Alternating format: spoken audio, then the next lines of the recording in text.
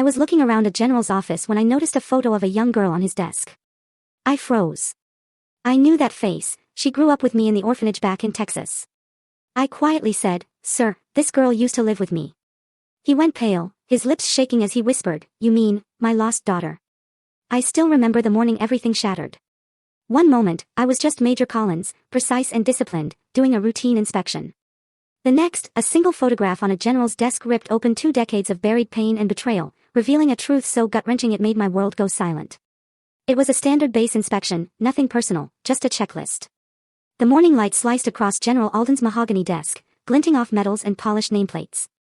I was halfway through when my eyes landed on it, a small silver frame holding a picture of a little girl, maybe 6. Brown curls, blue eyes so bright they looked almost familiar. And then, the world stopped. I froze. I knew that face. The inspection folder slipped from my hand, scattering papers across the carpet. My throat tightened. I stepped closer. The frame was engraved with one word, Emily. She was smiling, clutching a tiny stuffed marine bear. My pulse hammered so hard it drowned out the wall clock.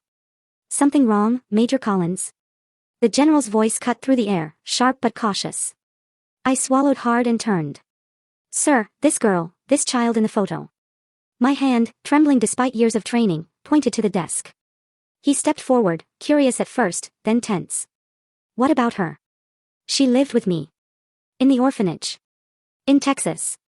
His eyes widened. Color drained from his face. His lips parted, trembling. "You mean my missing daughter?" He looked at me as if I'd dragged a ghost into the room. I didn't know what to say. I was a Marine, trained to confront chaos, not heartbreak. But standing there, the silence between us felt heavier than any battlefield I'd ever crossed. That morning had started like any other, coffee at 0600, uniform pressed, inspection orders neatly folded in my breast pocket. I was assigned to Fort Hood for a 3-month internal audit.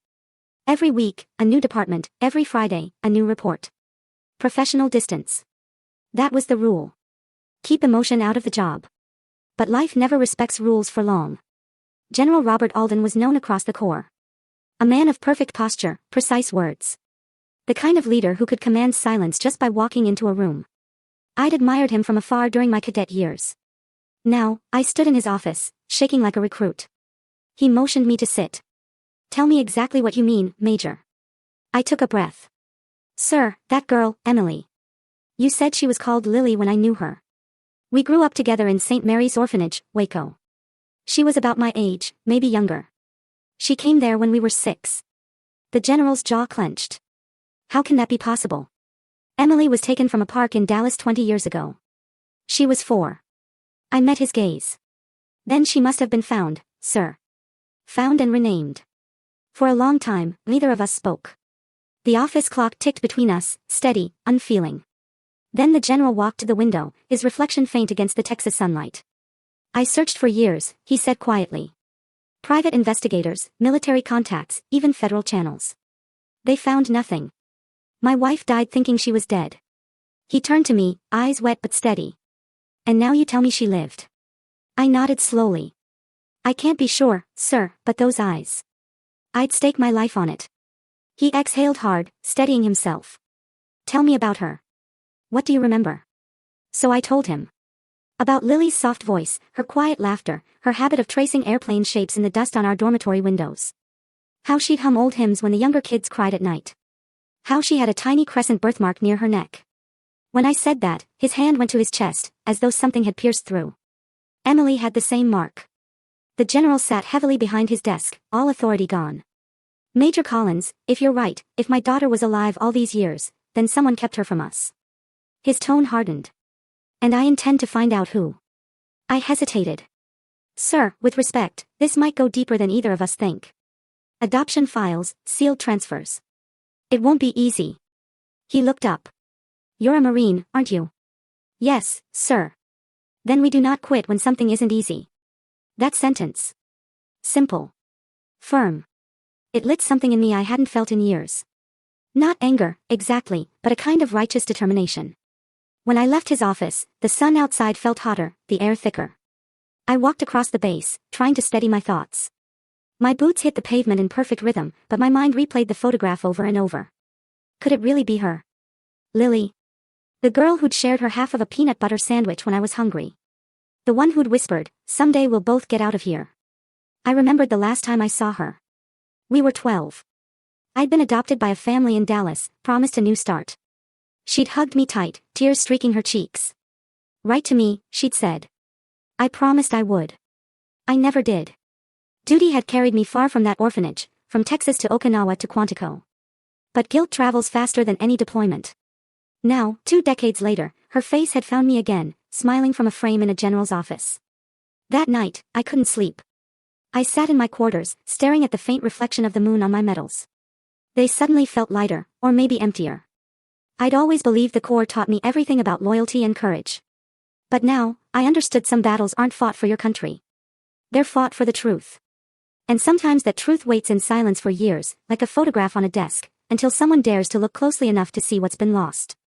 The next morning, I opened my laptop, typed the name, St. Mary's Orphanage, Waco, and pressed enter. The mission had begun. I arrived at the base before sunrise. The air was heavy with the scent of wet asphalt, the American flag above headquarters fluttering faintly. I'd spent the night replaying every memory of Lily I could summon. Her crayons, her humming when scared. I needed to be sure this wasn't some cruel trick of resemblance or wishful memory. When I walked into the general's office, he was already there, standing by the same window. He looked as if he hadn't slept either. His uniform was impeccable, but his eyes betrayed exhaustion. "Major Collins," he said quietly. "Close the door." I did. He gestured to a chair. "You said you knew my daughter as Lily. Tell me everything. From the beginning." I sat down, hands folded in my lap, like I was back in front of a commanding officer at a disciplinary board. But this wasn't discipline. This was pain. "She came to the orphanage when I was 6, I began. She didn't talk much at first. The sisters said she'd been found near a gas station outside Waco. They didn't know where she came from. She didn't remember her last name. They called her Lily because she had a flower stitched on her jacket." The general stared down at his clasped hands. "Emily loved lilies," he whispered. "She used to pick them for her mother every Sunday after church." That silence again, the kind that fills a room like fog. "She was the kindest kid there," I continued softly. "She'd fix other children's toys, share food, stay up late to comfort the ones who cried at night. The staff said she'd been through something traumatic, but she smiled anyway. That's what I remember most. She smiled through everything." The general rubbed his temples. "I spent 20 years wondering if she was alive. And you're telling me she was smiling in an orphanage 3 hours away?" There was no accusation in his tone, only heartbreak. "I didn't know, sir. I swear I didn't know who she really was." He nodded slowly. "Of course you didn't. You were a child." Then his eyes lifted to mine, sharp again. Command restored. "Do you still have any contact with the orphanage?" "I haven't been there since I joined the Marines, but I can go back." He exhaled deeply, the kind of exhale that sounds like surrender. "Do it discreetly. No press, no channels. If someone hit her, I don't trust the bureaucracy to tell me the truth." I hesitated. "Sir, I'll need authorization." "I'll take care of the paperwork," he interrupted. "You take care of finding out what happened." I gave a short nod. "Yes, sir." He walked to his desk, opened a drawer, and pulled out an old envelope. He handed it to me. Inside was a faded photo. Him, his late wife, and a little girl holding a toy airplane. "Keep this," he said quietly. "In case you need confirmation." I studied the photo. The child's eyes were unmistakable. Blue-gray. That same earnest spark. Lily's eyes. When I left the office, the base seemed quieter than usual, like even the air was listening. The drive to Waco took 3 hours, but it felt like I was crossing 20 years. The road stretched endlessly through fields of rusted fences and half-tilled soil. My reflection stared back at me from the windshield, uniform crisp, eyes shadowed. Somewhere between Dallas and Waco, I stopped seeing Major Collins in the mirror. I saw Tessa, the orphan girl who once believed family was something you earned through good behavior. When I arrived, the orphanage looked smaller than I remembered. The red bricks were chipped, the sign faded, St. Mary's Home for Children. The gate creaked open as I pushed it. Inside, the hall smelled of floor wax and dust. The same long corridor, the same wooden cross above the entrance. A familiar voice greeted me. "Well, I'll be Sarah Collins." It was Sister Agnes, older now, face lined, but eyes still kind. She hugged me tightly. "You've grown into such a fine woman. A Marine, no less." Still trying to earn my keep, I said with a smile. She looked at my uniform. You're not here for inspection, are you? No, sister. This is personal. Her expression shifted. I thought so. You've got that look, like you're about to dig up ghosts. I told her about the general's photograph, about Lily. Her face softened, then saddened. I remember her, she said quietly. Sweet girl. Never caused trouble. Always drawing airplanes and flowers. She cried for her father every night at first. After a year, she stopped. My throat tightened. What happened to her? She was transferred. That's what the paperwork said. Houston Foster Care Program, 2006. A new family, supposedly, but we never got confirmation. Back then, records were unreliable. Do you still have her file? Sister Agnes nodded and disappeared down a hallway. When she returned, she was holding a dusty brown folder. Not much left. We lost most files in the flood 10 years ago. Inside, I found a few photocopies, medical forms, vaccination records, and one faded photo of Lily. On the back, written in the sister's neat hand, transferred by request of State Social Services. Case ID 77HC. I snapped a photo with my phone. Sister, I asked carefully, who approved the transfer? Her brows knit. I don't remember the man's name. He wasn't one of ours. Military, maybe. He wore a badge, not a collar. I froze. Military? Yes. Said it was part of an emergency relocation after a hurricane. There was no hurricane in Texas that year, I whispered. Sister Agnes looked startled. Are you sure? I'm sure. For the first time, I felt a cold certainty crawl up my spine. Someone had used military credentials to move Lily. To hide her. When I thanked the sister and walked out, the late afternoon sun hit the building just right. The old bricks glowed amber, and for a second, I imagined Lily's laughter echoing through the courtyard again. But the echo was gone. Only the wind remained. As I started my car, my phone buzzed. It was a message from General Alden. Keep me updated. I've reopened my daughter's case file. And Major, be careful who you talk to. Some ghosts wear uniforms. I looked at the orphanage in my rearview mirror and whispered, yes, sir. Because he was right. Some ghosts don't haunt cemeteries. They haunt paperwork. And I was about to wake them up. I drove away from Waco with the folder sitting on the passenger seat like a silent passenger. Every few miles, I glanced at it, brown edges curling, the word, confidential, stamped in red ink across the top. I'd handled classified intelligence in combat zones, decrypted orders during blackouts, even read casualty lists that could break the hardest heart. But nothing felt heavier than that thin file. The highway stretched wide and endless under the Texas sun. Flat fields blurred into the horizon. With every passing mile, I felt like I was driving deeper into my own past. When I joined the Marines, I promised myself I'd never look back. I buried St. Mary's. Buried Tessa. Buried every lonely night in that dormitory with its peeling paint and creaking beds. Duty gave me a new name, a new spine, a new life. But life has a way of dragging your history back into the light when you least expect it. By the time I reached my quarters at Fort Hood, it was nearly dusk. I didn't turn on the light. I just sat at my desk, opened my laptop, and began typing in what little information I had. Case ID 77HC, Houston Foster Care Program, 2006. Nothing. No digital record, no archived file. It was as if Lily, or Emily, had vanished twice. I sent a message through a secure military channel to an old contact, Captain Elena Brooks, now working in the JAG office at the Pentagon. Need access to restricted relocation archives, 2006, code 77HC. Possible military involvement. Quiet request. A reply came 5 minutes later. You realize this could be above clearance level. Then find someone whose clearance is higher, I typed back. I hesitated before hitting send. But then I saw Lily's face in my mind, smiling, trusting, unaware of the world's cruelty. I hit enter. The next morning, I returned to the orphanage. I wasn't finished with St. Mary's. Not yet. Sister Agnes was outside, tending to a small rose garden near the chapel. The smell of soil and lilies mixed with the faint scent of old paint and memory. Back so soon? She asked, straightening her back with a groan. I need to look through old storage, I said. Boxes, receipts, letters, anything from 2006. She hesitated, then nodded. Follow me. The storage room was in the basement, where the air smelled of mildew and forgotten prayers. We walked between stacks of old toys, broken furniture, and boxes labeled with years. I found the one marked 2006 to 2007 and began digging. Inside, among yellowed papers and brittle folders, I found an envelope labeled Metropolitan Social Relief Program Emergency Evacuation Order. Stamped at the top corner, U.S. Department of Defense Temporary Relief Initiative. The date matched the year Lily was transferred. I opened it carefully. Inside was a list: names, birth years, approximate locations.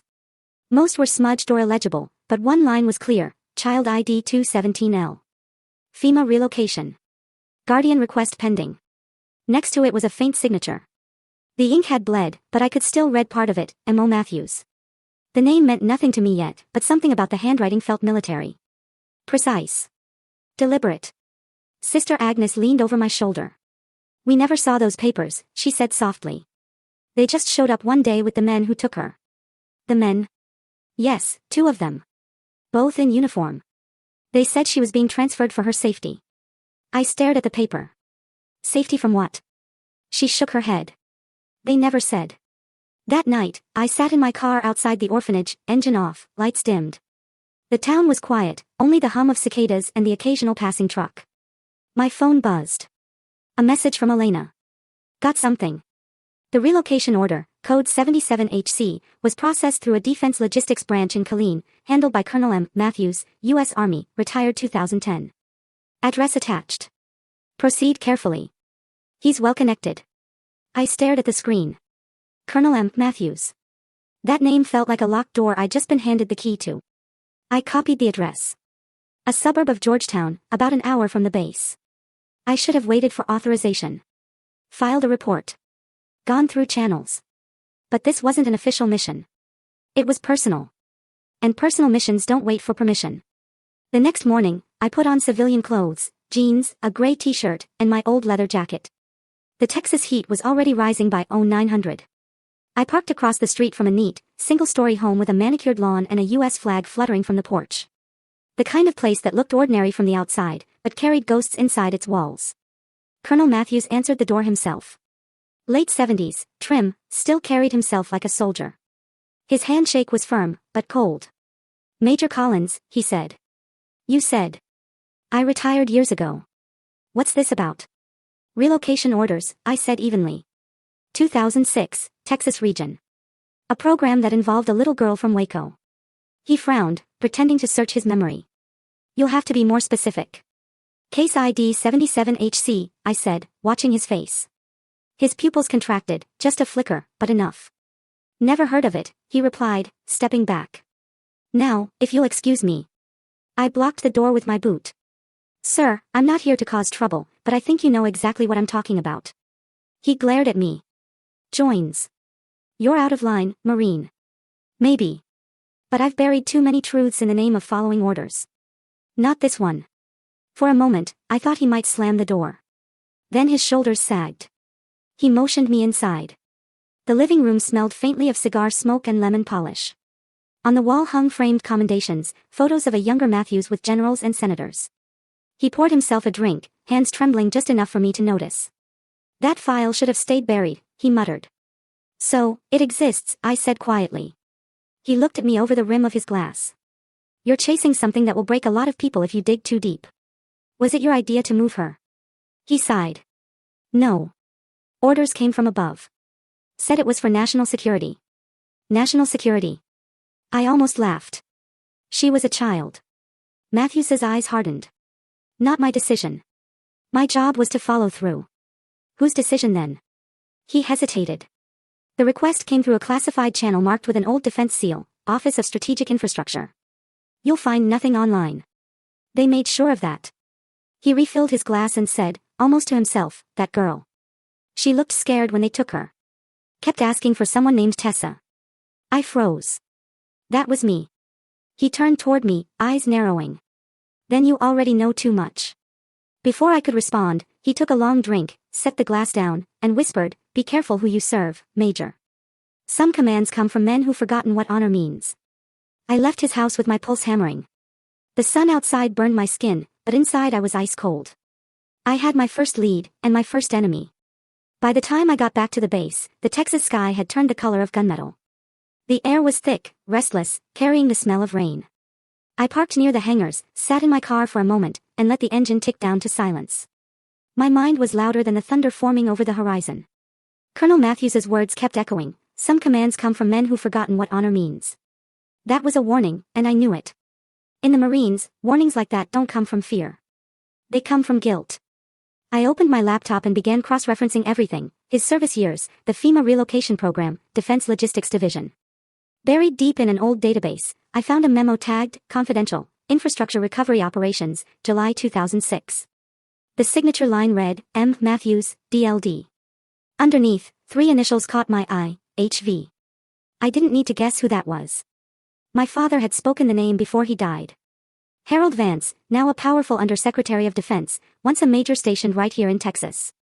He and Alden had served together early in their careers, but their paths split sharply. Alden took the moral route, Vance took the political one. If Matthews had been taking orders from Vance, this went far beyond a misplaced orphan file. I picked up the phone and called General Alden. Sir, it's Collins. You found something. His tone was steady, but tight, like a wire pulled too hard. Yes, sir. A Colonel Matthews handled a 2006 relocation order. He claims it came from an upper channel, something called strategic infrastructure. Silence. Then, Harold Vance. A long pause. I suspected, sir. He's still in Washington. You think he'd risk exposure now? Men like Vance don't see risk, Alden said grimly. They see leverage. He exhaled slowly. Listen, Major. This stops being an inspection now. This is intelligence. You tread carefully. I'll reopen my daughter's case quietly, through personal channels. Yes, sir. After the call ended, I stared at the phone in my hand. Intelligence. That word changed everything. Because in my world, intelligence meant shadows, power, and the kind of secrets that swallowed people whole. The storm broke just after midnight. Rain hit the barracks roof like gravel. I couldn't sleep, so I opened the old folder again. There, beneath the paperwork from St. Mary's, was something I hadn't noticed before, an envelope wedged between the pages, unmarked. Inside was a single sheet of yellowed letterhead, Department of Defense Emergency Operations Division. It was a memo addressed to Colonel Matthews. Subject, Reassignment of Minor ID 217L. Directive, Proceed under civilian cover. No further record to be maintained. Authorization code, HVTXOPS. No name, no signature, just those initials again. I felt the hair rise on my neck. Whoever HV was, he had the power to make a child vanish without a trace and the arrogance to sign it like a stamp of ownership. I scanned the document and encrypted it on a flash drive. Then I did something reckless. I called Captain Elena Brooks again. Elena, I need a favor. You already got one, she said dryly. What is this really about, Sarah? A child. A missing girl. A cover-up tied to a defense project from 2006. There was a pause. You're talking about a ghost program. Then tell me how to find a ghost. Carefully, she said. And quietly. I'll run your memo through an old clearance pathway. But if you're right about Vance, you could be putting a target on your back. I've had worse. After the call, I sat there, listening to the rain. I should have felt fear, but instead I felt calm, focused, the same stillness I used to feel before stepping into a combat zone. Only this time, the enemy wasn't across a desert. He was behind a desk. The next morning, I met General Alden again. He looked different, tired, but steadier. There was something in his eyes that hadn't been there before. Resolve. I handed him the flash drive. Sir, this is the memo that links Matthews to Vance. He plugged it into his laptop, scrolled through the scanned image, and went pale. Authorization code HVTXOPS. He used an operational seal that was shut down in 2004. Meaning he revived a dead program under a fake directive. No oversight. No accountability.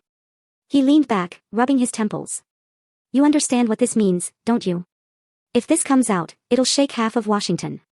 With respect, sir, I said quietly. I don't care about Washington. I care about Emily. He looked at me, a flicker of pride breaking through the exhaustion. You sound like her mother. He stood and walked to the window.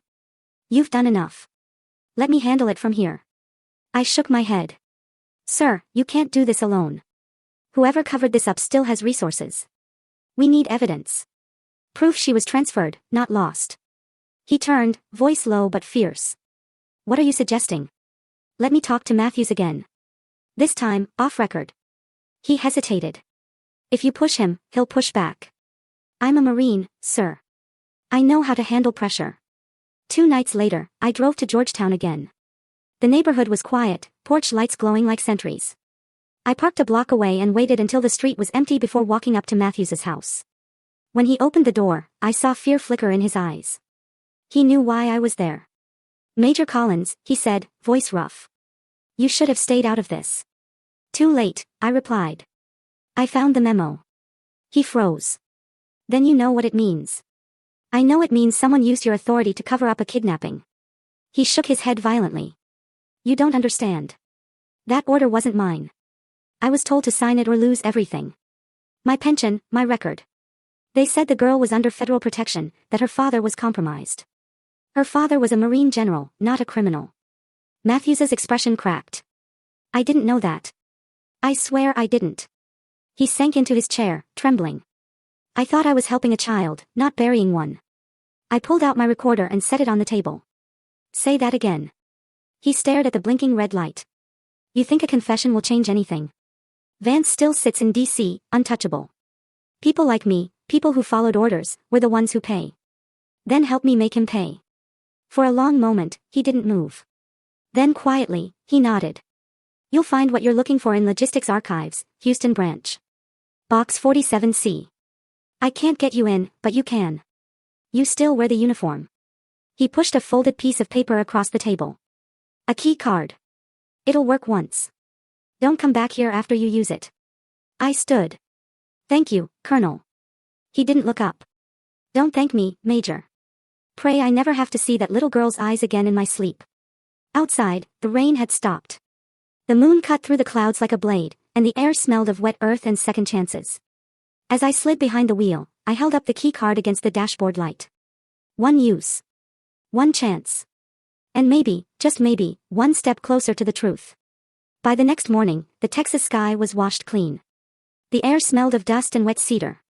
I barely slept, running on coffee and adrenaline as I prepared to head for Houston. Before I left, I had to see General Alden one more time. He deserved to know what I was walking into. When I stepped into his office, he was standing at attention by the window, staring at the parade field below. Sunlight caught the silver streaks in his hair.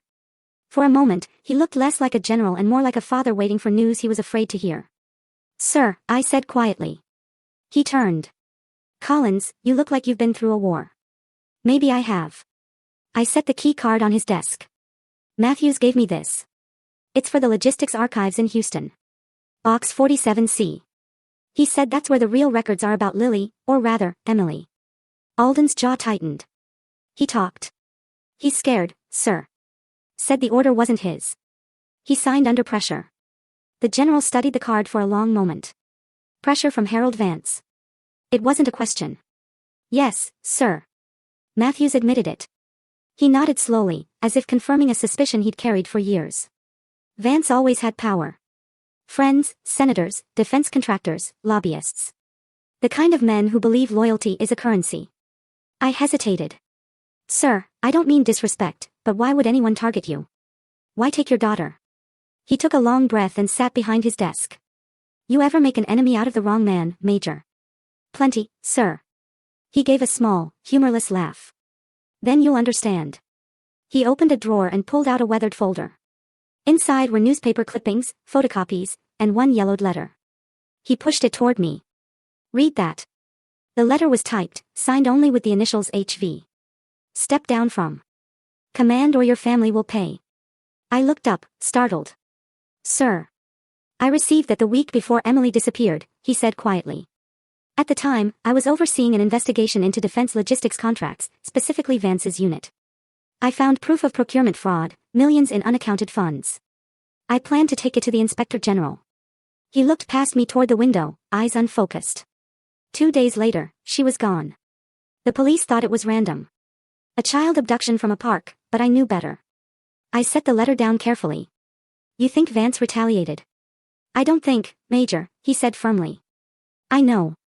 The room went still, except for the soft whir of the air conditioner. He continued, voice lower now.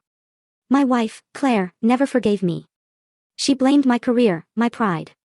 She thought if I'd left the Corps, we could have been a normal family. She was right, in a way. I buried myself in work. When she passed 5 years later, I buried myself deeper. His hands trembled slightly as he poured a glass of water. I've carried that letter every day since. A reminder that some victories come too late. I swallowed hard. Sir, if Vance is behind this, he didn't just destroy your family. He corrupted the very institution he swore to serve. He looked up sharply. And now you see why I've stayed quiet. The Corps is built on honor, but honor can't survive scandal. If this comes out wrong, it'll tear through command like wildfire. Careers will end. Recruits will lose faith. Sir, with respect, I said gently. The truth deserves daylight, even if it burns. He studied me, then smiled faintly. You remind me of Claire. She had that same fire. For a long time, neither of us spoke. Then he said quietly, do you believe Emily's alive? Yes, sir. I've seen too many impossible things to believe otherwise. He nodded slowly. Then, find her, Collins. Not for me. For her. She deserves to know who took her life from her. He stood, buttoned his uniform jacket, and extended his hand. I rose instinctively and saluted, but he shook his head. Instead, he reached across and gripped my shoulder. You've done more for me in a week than a dozen investigators did in 20 years. I'm grateful. Just doing my duty, sir. Not just duty, he said. Something more.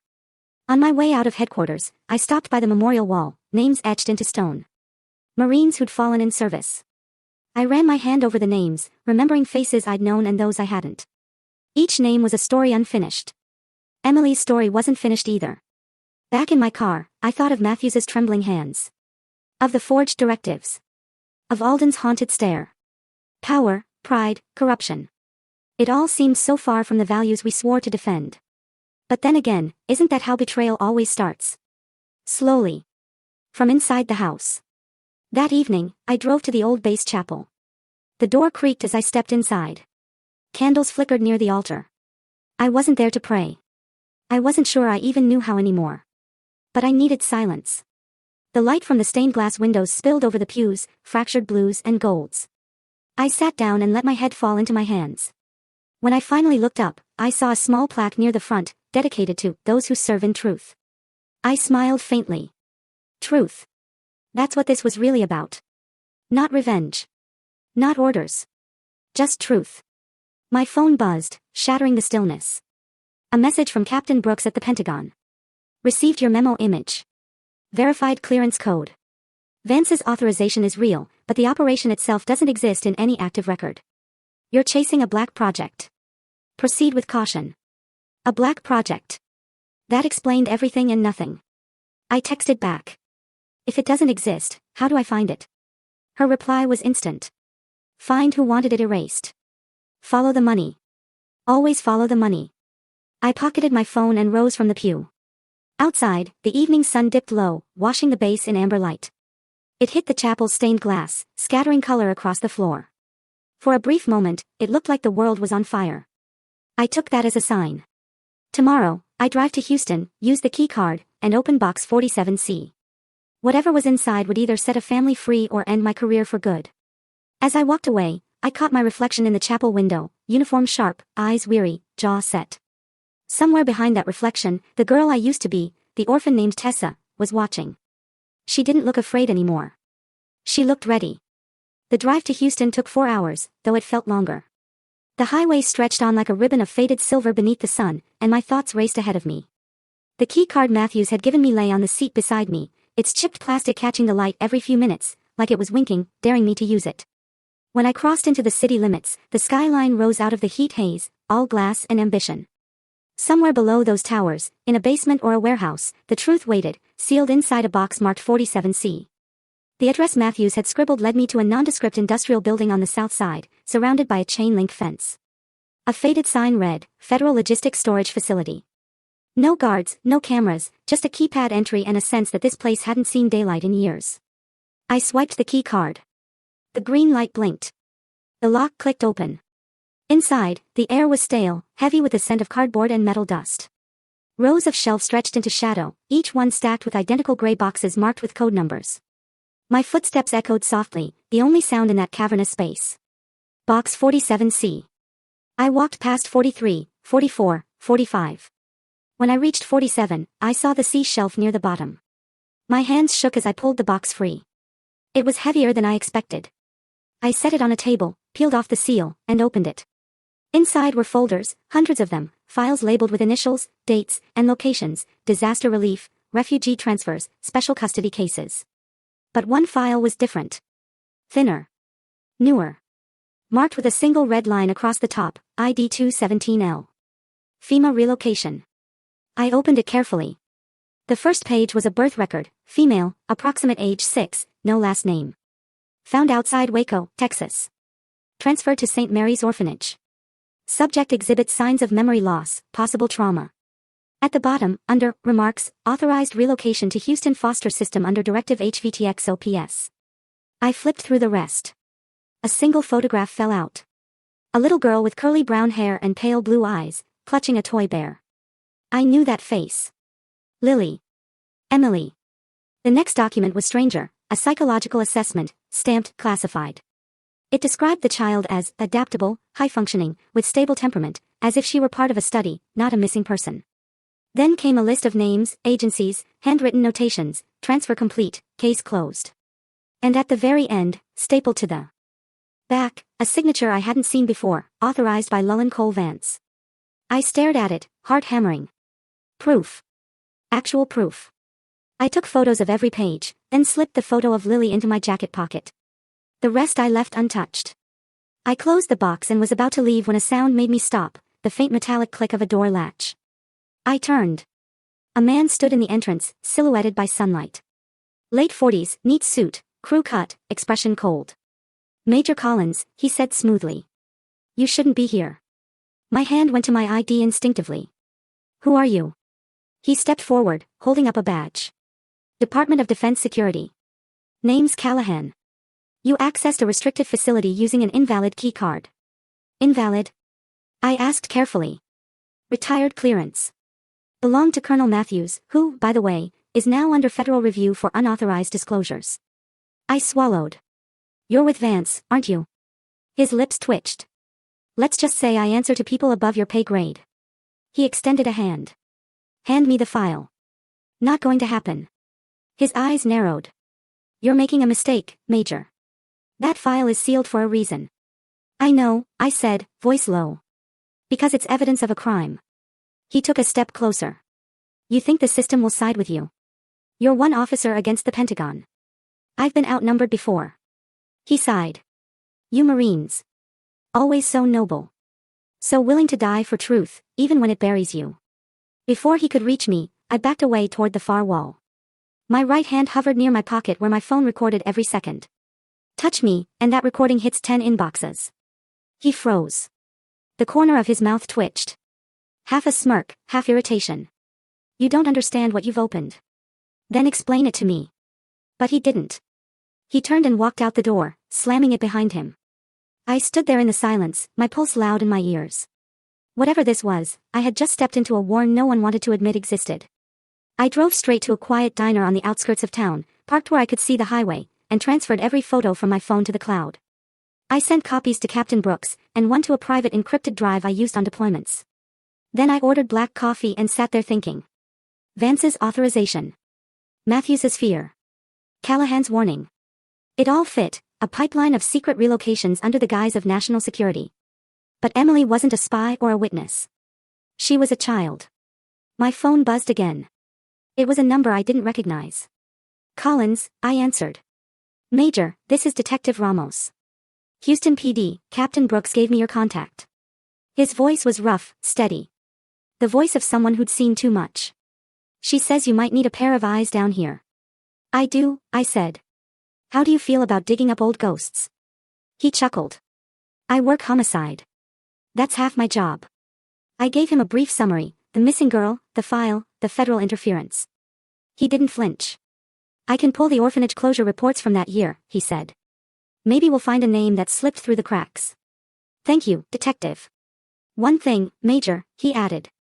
If you're right about this, and this Vance character really had that kind of reach, don't go anywhere alone. I glanced at my rearview mirror, half expecting to see Callahan's car behind me. Nothing but trucks and sunlight. I'll be fine, I said. Every soldier says that, Ramos replied. And every ghost does, too. That night, I checked into a cheap motel outside Katy. I didn't trust base lodging. Not after the break-in at the facility. The sheets smelled like detergent and dust. The AC rattled, but it was anonymous. I set the photo of Lily on the nightstand and stared at it for a long time. The smile. The curls. The innocence. What kind of man takes that away? Outside, the hum of the highway blended with the soft crackle of thunder in the distance. I thought about the general, about the day he'd find out his daughter wasn't dead, just hidden. About the look in his eyes when he finally saw her again. If she was still alive, I'd find her. And if the man who took her was still breathing, well, that would be a different kind of justice. I turned off the lamp, the room fading to darkness, and whispered to the quiet, "Hold on, Lily. I'm coming." By morning, I'd memorized every document I'd photographed, every name, every code. I could still see that red line stamped across the file, authorized by Llewellyn Cole Vance. It burned in my mind like an open wound. The motel coffee was weak and bitter, but it kept me moving. Detective Ramos met me in the parking lot, a tall man in a plain brown jacket with the posture of someone who'd done his own share of patrols. "Major Collins," he said, shaking my hand. "You've stirred up a hornet's nest." I gave a small smile. "Story of my life." He opened a folder. "I went through the archives you mentioned. St. Mary's was part of a foster system audit in 2007. 6 kids were listed as transferred to Houston, but only 5 arrived. One name missing from the log, Lily Carter." I exhaled. "That's her. That's Emily Alden." Ramos nodded. "Here's the kicker. The transfer was signed by a deputy coordinator, Harold Vance. It was an internal document, never meant for public record. So, he used his military credentials to move a child off the grid." Ramos looked grim. "And then erased her." We drove to Matthews's house that afternoon. The front blinds were drawn tight. No movement. I knocked twice. No answer. The third time, the door creaked open a few inches. "Colonel Matthews." I called out. Silence. Ramos drew his weapon, motioning for me to stand back. We entered cautiously. The house smelled like stale bourbon and old smoke. A lamp was knocked over, a picture frame shattered on the floor. Matthews was slumped in his chair, head tilted, a bottle still in his hand. Empty pill container on the table. I knelt beside him. No pulse. Ramos swore softly. "Suicide." "Maybe," I said. "But look." Pinned to Matthews's shirt pocket was a note. 4 words. Shaky handwriting. "I tried to warn you." At the precinct, Ramos's contacts processed the scene. The official story would say overdose. But both of us knew better. Someone had gotten to him first. I left Houston that night, my hands gripping the wheel hard enough to hurt. Matthews's death changed everything. Now it wasn't just about a missing girl. It was about silencing anyone who got too close. When I got back to Fort Hood, I went straight to the general's quarters. The guard at the gate let me through without question. He was sitting in his study when I entered, still in uniform, tie loosened, the same haunted look in his eyes. "Matthews is dead," I said quietly. He froze, the glass of whiskey halfway to his lips. "How?" "Pills. But I think it was staged." He left a note. Alden set the glass down with trembling hands. "Vance," he whispered. "Sir, he knows we're close. I think he sent someone after the files. You're not safe here." He gave a faint, weary smile. "Major, I stopped being safe 20 years ago." I took the photo of Lily/Emily from my jacket and laid it on his desk. "I found this in the Houston archive. There's proof of the relocation. Of Vance's signature." He stared at it for a long time. Then his hand went to his face, covering his eyes. I heard a sound I hadn't heard from him before, a low, broken sob. When he finally looked up, tears streaked his weathered face. "My God, she's alive." "We can't be sure yet," I said softly. "But the trail's warm." He nodded slowly, pulling himself back together. "Then we follow it." "Where does it lead?" "Vance," I said simply. "All the way to D.C." 2 days later, we landed at Andrews Air Force Base under the guise of a logistics audit. The general had enough clearance to keep us off the radar. But secrecy in Washington is like fog. It looks solid until you touch it. Captain Brooks met us outside the Pentagon. "You two are insane," she said, pushing her sunglasses up. "You realize what happens if you accuse an undersecretary without hard proof?" "I've got proof," I said. "A signed authorization. A death. 20 years of silence." She sighed. "Then I hope you've got more than that, because Vance has friends who can erase you before breakfast." "We don't need his friends," the general said evenly. We just need 5 minutes in his office. We got those 5 minutes, barely. Vance's office was immaculate, flag behind the desk, framed commendations, the faint hum of power in the air.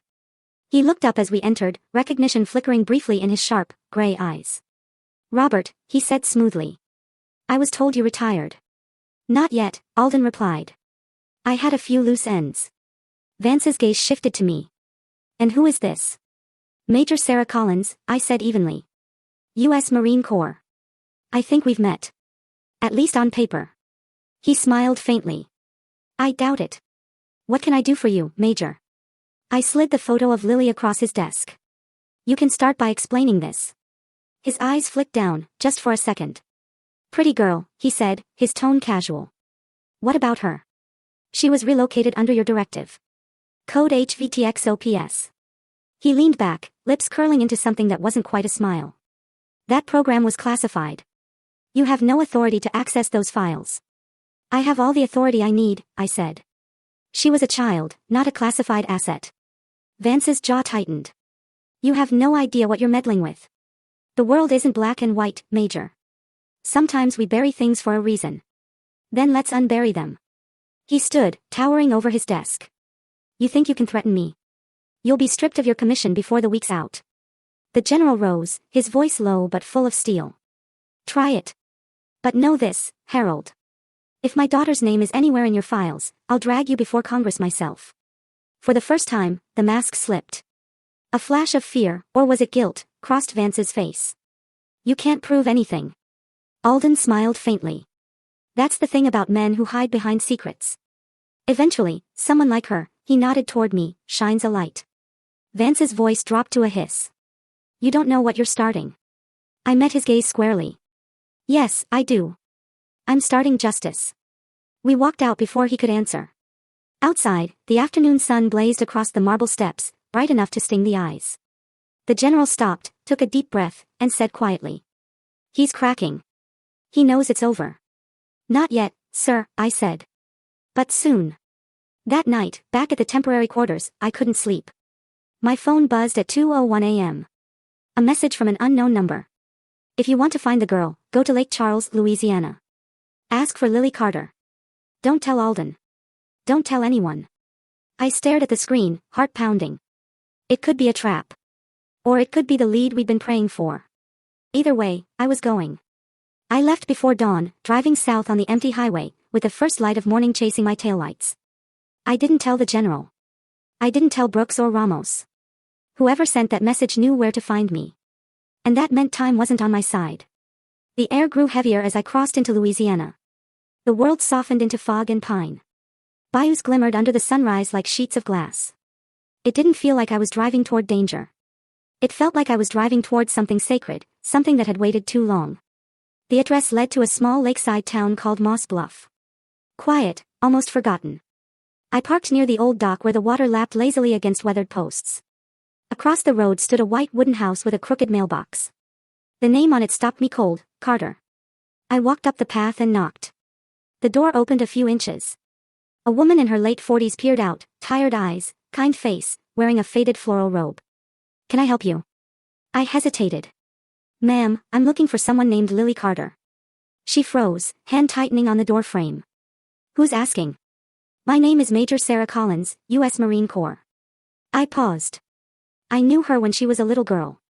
Her expression softened slightly, suspicion giving way to curiosity. She opened the door wider. "Come in."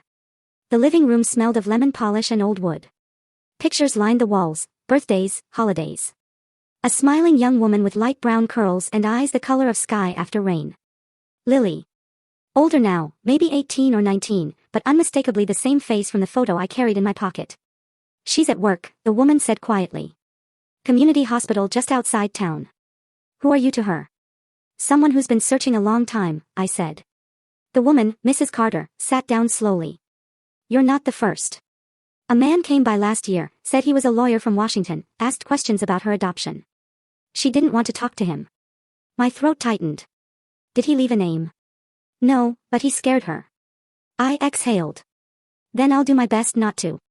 Mrs. Carter studied me for a long moment. "You look like a woman who's seen too much and still hasn't stopped fighting." I've had practice, I said softly. She gave a faint smile. Then maybe it's good you came. Lily's different. Always has been. Nightmares when she was little. Couldn't remember her early years. Said she dreamed about men in uniforms, about a big house with a flag outside. My chest tightened. She remembers. Mrs. Carter nodded. She doesn't know why. The hospital sat at the edge of town, small, plain. The kind of place where everyone knows everyone. I walked in and asked the receptionist for Lily Carter. She pointed me to the physical therapy wing. When I saw her, my breath caught. She was standing by the window, sunlight in her hair, helping an older veteran through balance exercises. Her voice was calm, steady, professional, but warm. When the session ended, I approached slowly. Lily. She turned, curious. Yes. Up close, it was undeniable. The eyes. The soft jawline. The same features from the portrait in the general's office. My name's Sarah Collins, I said quietly. I knew you once, when you were little. She tilted her head, uncertain. I'm sorry, I don't remember you. That's okay, I said. There's a lot you weren't supposed to remember. Something flickered behind her eyes. Fear. Or recognition. What do you mean?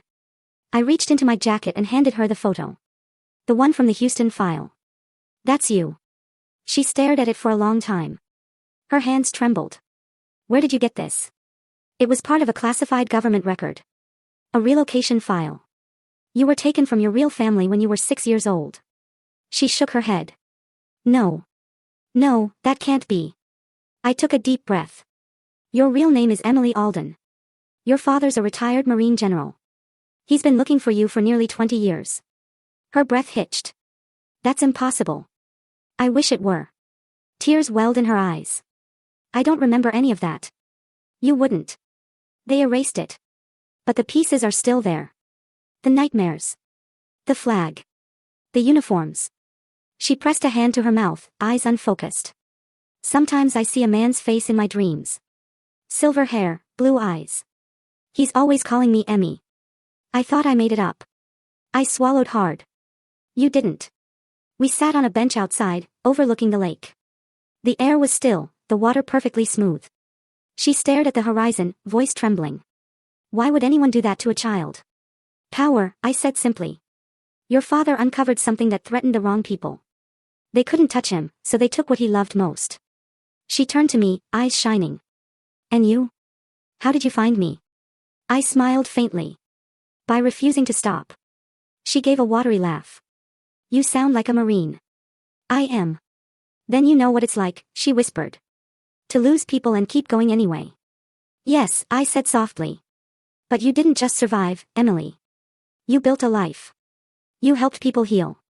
That strength, they can't take away. She nodded slowly, tears running freely now.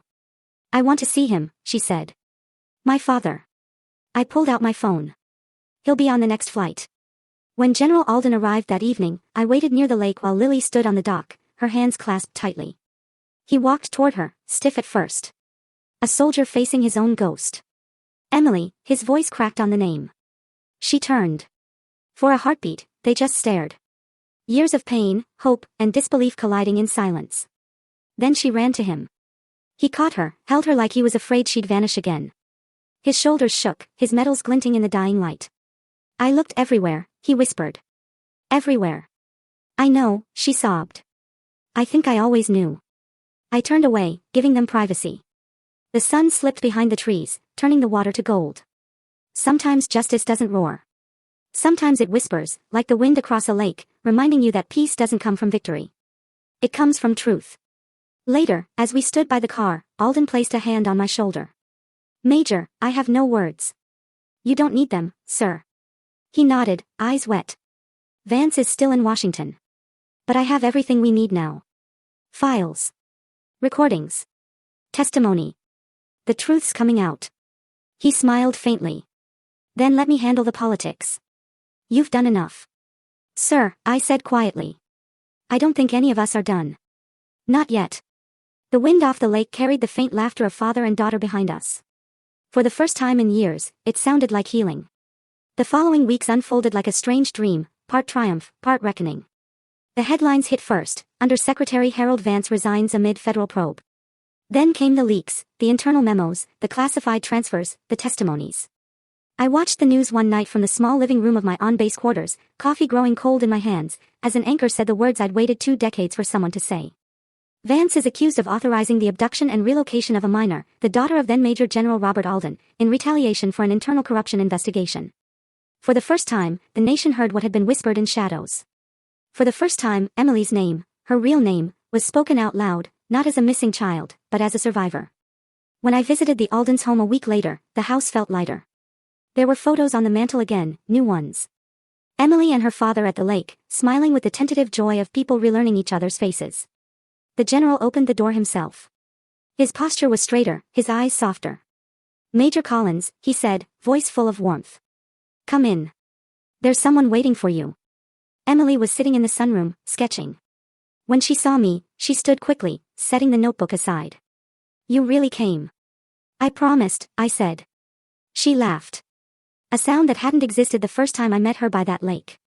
"You know, every night since, I've tried to remember more. And sometimes I do, pieces. The smell of the bass, the sound of engines, my mother's voice. It's like the world is giving them back to me, one by one." "That's how healing works," I said quietly. "Memory doesn't return all at once. It rebuilds itself like muscle after a wound." She nodded, wiping at her eyes. "I still can't believe anyone would go to all that trouble to hide me." I looked toward the general. Power has always feared innocence. But it underestimated Marines. He chuckled at that. "It usually does." A month later, I was called to D.C. to testify before a Senate committee. The hearing room was crowded with press and officials pretending not to be nervous. I sat in uniform, ribbons sharp against the dark blue fabric, while senators asked their questions. "Major Collins," one of them said, "why did you continue investigating after your superior officers told you to stand down?" I met his gaze. "Because a little girl's life mattered more than my career." The room went silent. Somewhere behind me, a Marine guard shifted his stance, subtle, but I caught it. "Respect." Another senator leaned forward. "Would you do it again?" "In a heartbeat," I said. "Because justice doesn't serve the system. It serves people." When it was over, I stepped outside into the bright spring air. The Capitol dome gleamed like something reborn. I looked up and whispered, "Semper Fidelis." Always faithful. Not just to command, but to conscience. The following evening, I received an unexpected package. No return address. Inside, a single envelope and a folded note. The note read, "For Major Collins, you reminded me that truth has a cost, but also a purpose." Inside the envelope was a silver pendant, the kind issued to children at St. Mary's Orphanage long ago. On the back, engraved in small letters, EA 2006. Emily's initials. I smiled. Maybe she'd found it among her things. Maybe she just wanted me to have something to remember this by. Either way, it felt like a full circle. Weeks turned to months. The investigation widened. Vance's allies fell one by one. Each indictment, another small victory for those who still believed honor could outlive politics. I returned to duty, but requested reassignment. Paperwork and command desks didn't suit me anymore. I transferred to a Veterans Outreach Division, helping young Marines transition home. It wasn't glamorous, but it was honest work. Every now and then I'd get a letter from Emily, or rather Lily Emily Carter Alden, as she signed it now. She'd stayed in Louisiana for a while, working at the hospital, but was planning to start nursing school. Her last letter ended with, "You once told me truth deserves daylight, even if it burns. I think you were right, but sunlight also heals." I kept that one pinned above my desk. One summer evening, General Alden invited me back to Texas. The airfield shimmered in the heat as I stepped out of the car. He was waiting by the hangar, wearing civilian clothes for once, looking 10 years younger. "Emily's inside," he said. "She wanted to show you something." Inside the hangar, sat a restored training aircraft, its metal gleaming under the lights. On the side, painted in neat script, were 3 words, "Honor Line for Sarah." I froze. "She wanted to name it after what she calls, the line that connects all of us," the general said quietly. "The line between duty and mercy. Between truth and power." Emily climbed down from the cockpit, grinning. "We're calling it the Honor Line Project. Dad's helping me get veterans involved in aviation rehab therapy. You helped us both find something worth building again." For a long moment, I couldn't speak. Then I just hugged her, a simple human gesture that said everything words couldn't. That night, as I drove back to base, I pulled over near the old memorial wall. The stars were bright above the Texas sky. And for the first time in a long time, I didn't feel haunted by ghosts. I thought of Matthews. Of Brooks. Of Ramos. Of everyone who'd risked something to make truth matter. I thought of Emily's laughter by the lake. And I realized something: revenge had never been the point. It had only been the spark that lit the path toward redemption. Justice didn't look like vengeance. It looked like a father holding his daughter again. It looked like a survivor choosing to forgive a world that had forgotten her. And for me, it looked like peace. If you've listened this far, if you've walked with me through the storms, the silence, and the truth, then maybe you know what I've learned. We can't always undo what's been broken. But we can stand for what's right. Even when no one's watching. Even when it costs us. Because sometimes the smallest act, opening a box, asking a question, refusing to look away, can bring light to places that have been dark for too long. So, wherever you are tonight, remember this: honor isn't about the medals we wear. It's about the promises we keep. If this story moved you, share it with someone who believes that truth still matters. Subscribe, stay with us, and keep the honor line alive. Because some stories don't end.